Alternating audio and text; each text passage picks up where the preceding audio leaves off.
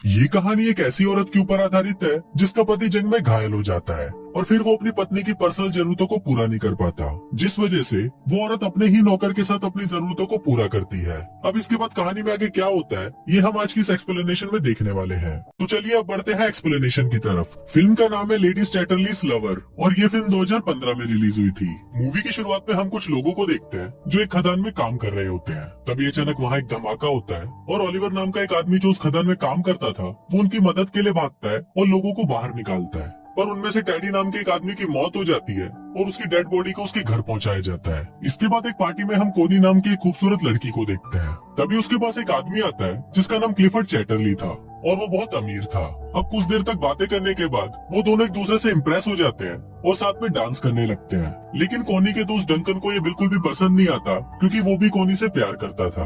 अब इन दोनों की ये मुलाकात प्यार में बदल जाती है और वो दोनों एक दूसरे से शादी कर लेते हैं और शादी के वक्त वो दोनों ये कसम खाते हैं कि वो दोनों एक दूसरे से हमेशा वफादार रहेंगे और कभी भी एक दूसरे का साथ नहीं छोड़ेंगे। अब उन दोनों की मैरिज लाइफ बहुत अच्छी चल रही थी, पर अगले दिन ही क्लिफर्ड को सेना में जाना पड़ता है क्योंकि वो एक सोल्जर था।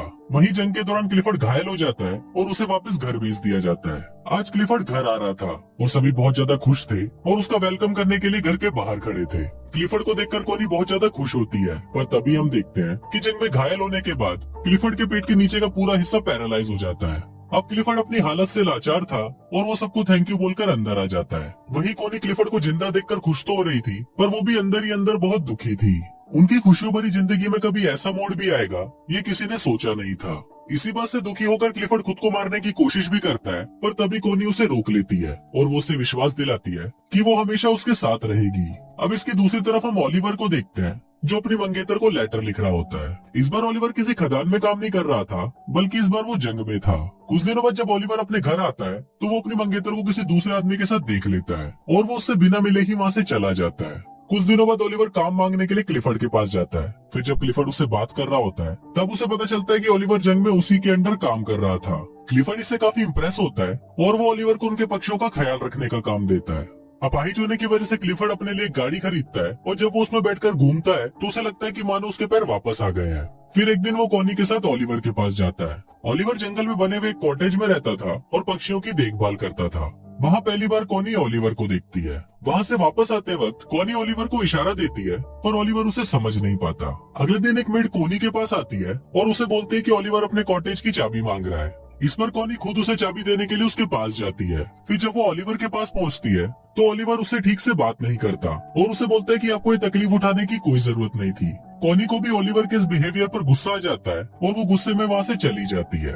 अगले दिन ओलिवर कोनी को एक लेटर लिखता है जिसमें वो अपने बर्ताव के लिए उससे माफी मांगता है। इसके बाद कोनी फिर से उससे मिलने के लिए उसके कॉटेज में जाती है जहाँ ओलिवर अपनी शर्ट उतारकर काम कर रहा था। फिर जब कोनी उसके बदन को देखती है तो उसके भी तन बदन में आग लग जाती है। ये देखकर कोनी खुद को कंट्रोल नहीं कर पाती और वो ओलिवर के पास जाने लगती है, पर तभी ओलिवर भी उसे देख लेता है और अपनी शर्ट वापस पहन लेता है क्योंकि वो कोनी की इज्जत करता था। कोनी को वो जगह बहुत पसंद थी, इसलिए वो ओलिवर को बोलती है कि मैं हर रोज यहाँ पर पेंटिंग करने आऊंगी। इस पर ओलिवर उसे बोलता है कि मैं ये जगह आपके लिए साफ कर दूंगा और मैं किसी और जगह चला जाऊंगा।